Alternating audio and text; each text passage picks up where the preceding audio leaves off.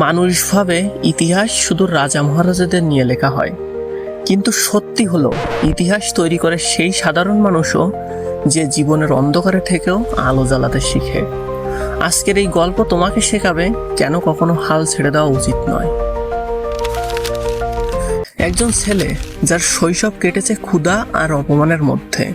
পকেটে ভাড়া দেওয়ার টাকা ছিল না, তাই বাসের পাদানিতে দাঁড়িয়ে যেত। বন্ধুরা তাকে ডেকে বলতো, তুই পারবি না, তুই তো দরিদ্র জন্মেছিস, দরিদ্রই মরবি। প্রতিদিন রাতে সেই কথাগুলো তার কানে বাজতো।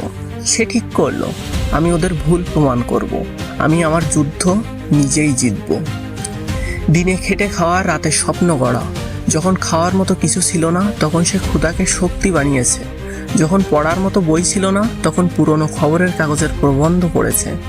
যখন দুনিয়া দরজা বন্ধ করেছে, তখন সে জানালা বানিয়েছে। বছরের পর বছর সংগ্রামের পর সে দাঁড়ালো ঠিক সেই জায়গায় যেখানে একসময় তাকে প্রবেশই করতে দেওয়া হতো না।